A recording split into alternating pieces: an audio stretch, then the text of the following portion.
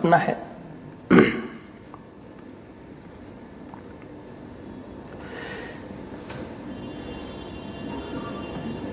ठीक है, अब यहां से एक कंडीशन है जो ट्रेन से रिलेटेड है। ठीक है, फर्स्ट पॉइंट ये है कि if a train crosses a tree or electric pole or a person, it covers a distance equal to length of train। ठीक है, इसका मतलब ये होगा कि if a train covers a tree, an electric pole और a person, it covers a distance equal to length of train. कहने का मतलब ये है कि अगर कोई ट्रेन किसी बिजली के खंभे को, किसी दूसरी पर्सन को या किसी ट्री को क्रॉस करती है तो कितना डिस्टेंस उसको ट्रैवल करना पड़ेगा, अपनी लेंथ के इक्वल डिस्टेंस ट्रैवल करना पड़ेगा। सिचुएशन ये है कि सपोज करते हैं कि यहाँ पे एक पर्सन है। ठीक है, ये कोई पर्सन है और ये एक ट्रेन है। ठीक है, इनिशियली ये एक ट्रेन है और इस ट्रेन का पोजीशन ये है और ये ट्रेन का इंजन है। ठीक है, और ट्रेन की लेंथ क्या है, एल है। नेक्स्ट, ये एक मोमेंट है जो अभी ट्रेन जो है उस पर्सन को क्रॉस नहीं की है। ठीक है, नेक्स्ट मोमेंट में अगर ये सिचुएशन हो, ट्रेन की ये पोजीशन हो, ठीक है, सेम ट्रेन है और ये ट्रेन का क्या है, इंजन है। ठीक है, तो आप देख सकते हैं अगर ट्रेन के इंजन से इस इंजन को हम कंपेयर करें, ठीक है, तो कितना डिस्टेंस ट्रैवल होगा, ट्रेन के लेंथ के इक्वल डिस्टेंस ट्रैवल होगा। अब पर्सन है या इलेक्ट्रिक पोल है, उसकी जो चौड़ाई होती है वो चौड़ाई जो ब्रीथ है पर्सन का, वो ट्रेन के लेंथ से क्या है, उसके कंपैरिजन में नेग्लिजिबल है। इसलिए ये जो ट्रेन पर्सन है, इसकी जो थिकनेस है, मतलब ये चौड़ाई, उसको हम काउंट नहीं करेंगे। इट मीन्स जब भी कोई ट्रेन किसी पर्सन को, किसी इलेक्ट्रिक पोल को या किसी ट्री को क्रॉस करती है तो कितना डिस्टेंस ट्रैवल करती है, अपनी लेंथ के बराबर डिस्टेंस ट्रैवल करेगी। ठीक है, ये फर्स्ट पॉइंट है। ठीक है, नाउ नेक्स्ट पॉइंट क्या है, सेकेंड पॉइंट क्या है, if a train crosses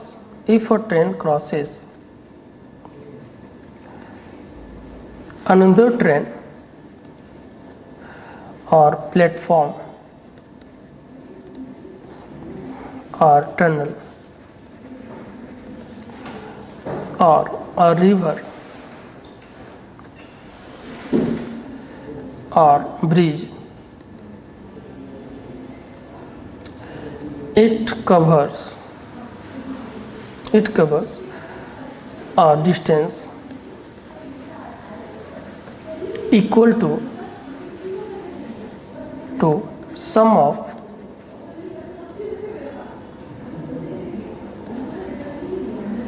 length of both the objects। ठीक है, कहने का मतलब है कि जब कोई ट्रेन किसी दूसरी ट्रेन को क्रॉस करती है, किसी रेलवे प्लेटफॉर्म को क्रॉस करती है या किसी ब्रिज को क्रॉस करती है, किसी रिवर को क्रॉस करती है या किसी टनल को क्रॉस करती है, तो कितना डिस्टेंस ट्रैवल करेगी, अपनी लेंथ प्लस उस ऑब्जेक्ट के लेंथ के सम के बराबर डिस्टेंस ट्रैवल करेगी। सपोज करते हैं कि यहाँ पे एक ट्रेन है, ठीक है, या एक प्लेटफॉर्म है और इसकी लेंथ क्या है, पी है। ये क्या है, एक प्लेटफॉर्म है और इसकी लेंथ क्या है, पी है। यहाँ पे एक ट्रेन है, यहाँ पे एक ट्रेन है जो अभी उस प्लेटफॉर्म को क्रॉस नहीं की है। ठीक है, ट्रेन का इंजन ये है और दूसरा मोमेंट ट्रेन की लेंथ क्या है, एल है। दूसरा मोमेंट जब वो ट्रेन प्लेटफॉर्म को क्रॉस कर जाती है तो उस मोमेंट में, उस सिचुएशन में ट्रेन का पोजीशन ये होगा। ठीक है, ये ट्रेन का इंजन है और ट्रेन की लेंथ क्या है, एल है। तो आप ट्रेन की दोनों पोजीशन को अगर आप कंपेयर करते हैं तो ट्रेन की इंजन एक पोजीशन में यहाँ पे है और दूसरे कंडीशन में यहाँ पे है। तो इन दोनों कंडीशन में ट्रेन के इंजन से अगर कंपेयर करेंगे तो कितना डिस्टेंस ट्रेवल होगा, यहाँ से लेके और यहाँ तक। तो ये दोनों जो डिस्टेंस है वो कितना है, ये P प्लस L है, ठीक है। तो फर्स्ट मोमेंट में अभी ट्रेन जो है प्लेटफॉर्म को क्रॉस नहीं की है और सेकेंड मोमेंट में ट्रेन जो है प्लेटफॉर्म को क्रॉस कर चुकी है। तो कितना डिस्टेंस ट्रेवल करना पड़ा है ट्रेन को, अपनी लेंथ यहाँ से और यहाँ तक, टोटल डिस्टेंस मतलब क्या हो गया, अपनी लेंथ प्लस उस ट्रेन के प्लेटफॉर्म के लेंथ के सम के बराबर डिस्टेंस ट्रैवल की है, ठीक है।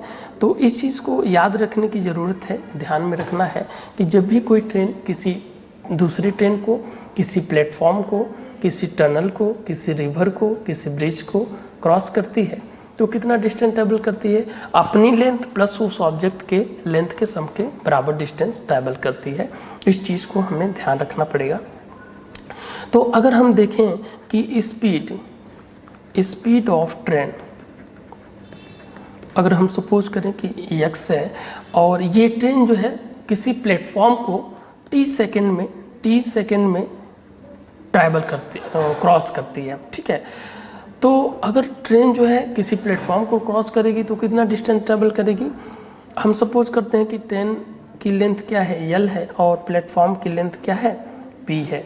तो ये हो जाएगा आपका क्या, डिस्टेंस हो जाएगा, ये आपका डिस्टेंस हो जाएगा। आपको पता है कि डिस्टेंस इज इक्वल टू क्या होता है, स्पीड इनटू टाइम होता है।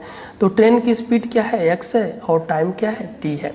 तो distance is equal to speed into time, तो ये हो जाएगा आपका, ये जो लेंथ जो है ट्रेन की और प्लेटफॉर्म की, उनका सम जो है वो डिस्टेंस के इक्विवेलेंट हो जाएगा। क्लियर है। नाउ अब हम क्वेश्चन पे आते हैं। क्वेश्चन, ये फर्स्ट क्वेश्चन है।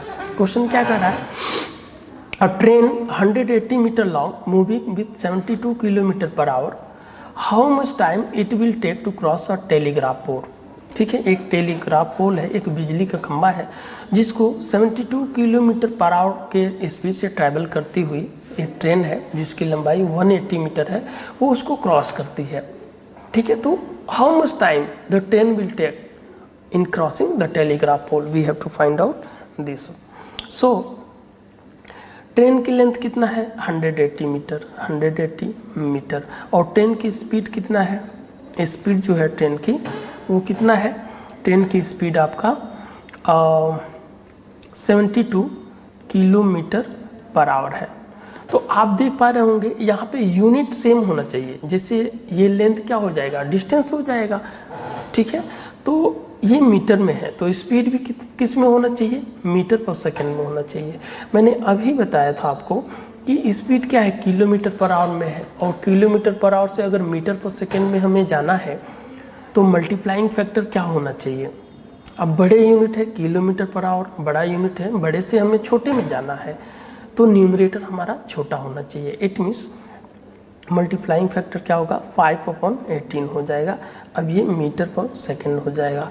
इसको सिंप्लीफाई करेंगे तो हमें क्या मिलेगा, 18 4 जा 72, ये आ जाएगा 20 मीटर पर सेकंड हो जाएगा।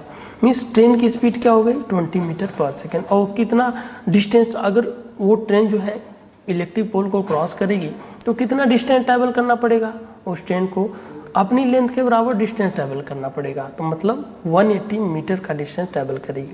तो टाइम कितना लगेगा, टाइम इक्वल टू क्या होता है, डिस्टेंस अपॉन स्पीड होता है। तो डिस्टेंस कितना होगा, 180 मीटर और स्पीड क्या है, 20 है। इसको सिंप्लीफाई करेंगे तो क्या मिलेगा आपको, 0 से 0 कैंसिल हो जाएगा और 2 से ये 9, सो 9 सेकेंड में हो जाएगा। तो 9 second will be the right answer for this question. ठीक है, नाउ आप इस क्वेश्चन को इस तरीके से भी कर सकते हैं, जैसे डायरेक्ट कैसे, आपको पता है कि distance is equal to speed into time होता है। तो अगर ट्रेन जो है किसी इलेक्ट्रिक पोल को क्रॉस करती है तो कितना डिस्टेंस ट्रैवल करेगी, अपनी लेंथ के इक्वल डिस्टेंस ट्रैवल करेगी। ठीक है, अपनी लेंथ के इक्वल डिस्टेंस ट्रैवल करेगी। तो उस कंडीशन में क्या हो जाएगा, डिस्टेंस आपका 180 मीटर हो जाएगा और कितना टाइम लग रहा है, टी टाइम, जो कि हमें फाइंड आउट करना है। और ट्रेन की स्पीड कितनी है, 72 kilometre per our.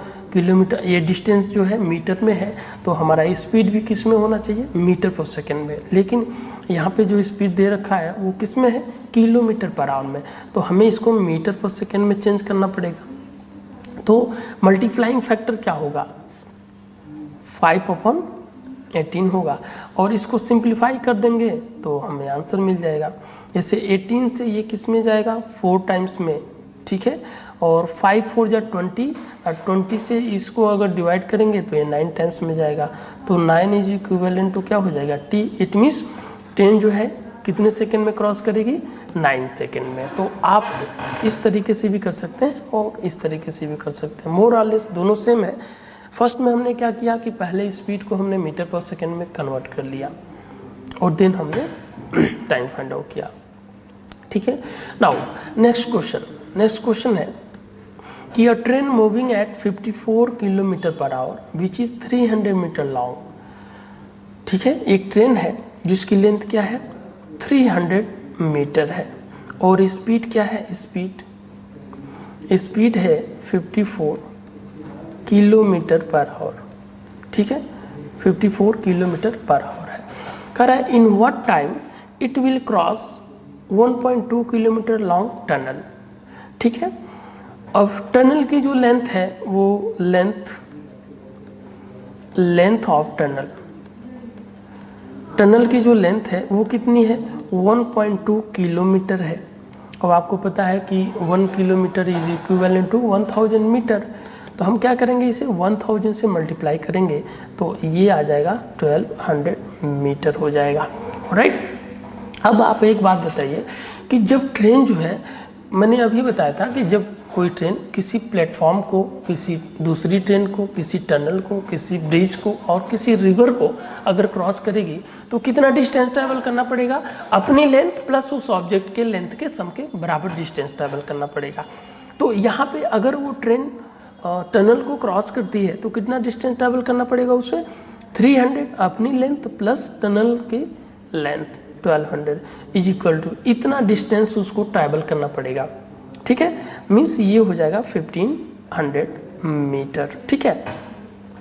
Now time कितना लगेगा, तो 1500 मीटर का डिस्टेंस जो है कितने टाइम में, हम सपोज करते हैं कि टी टाइम में ट्रैवल होगा, और ट्रेन की स्पीड क्या है, 54 किलोमीटर पर आवर है।